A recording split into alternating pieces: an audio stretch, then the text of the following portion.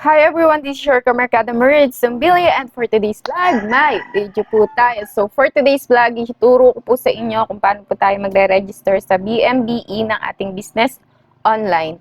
And before anything else, don't forget to like, share, subscribe, and follow. And syempre mag-comment ka na rin kung may katanungan ka.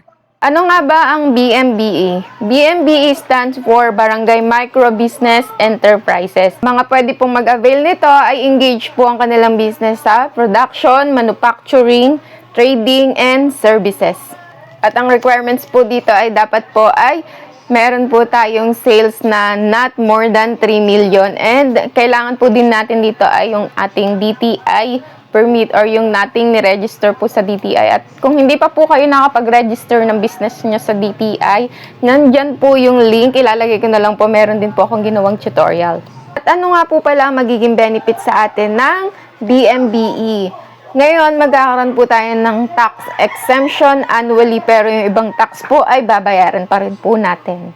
So ngayon, simulan na po natin kung paano po tayo mag-register sa BMBE online. Without further ado, let's get started!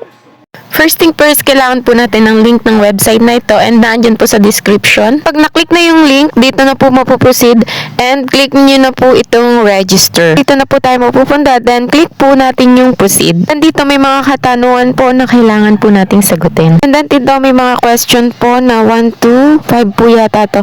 And kailangan po natin yung sagutin ng yes or no. And in my case po ay wala pa pong 3 million yung aking nagiging sale dahil nagsisimula pa lang po ako. And i-apply ko po siya sa BMBE para po mas mababa po yung bayaran kong taxes. Ang naging sagot ko po dito ay no. And after natin masagutan niya ng no, click lang natin tong proceed. And after no, dito na tayo mag-proceed, and then lalagay po natin dito yung ating email address. And re-enter natin ating email address. After nun, click lang natin tong continue. After nun, may mag-i-email po doon sa email address na nilagay po natin dito ng ating verification code. Copy-paste lang natin yung code para mas mabilis. After nun, click verify. And then dito, tatanungin ko ng uri po ng ating business. In my case po ay itong sole proprietorship IHS me. Yun na yun. Solo lang po ako nagmamanage ng aking business. Dito po sa name of your business, ilalagay nyo po yung pangalan ng business nyo na niregister nyo po sa DTI. Then dito, yung date po na ilalagay nyo ay kung kailan po kayo nag-register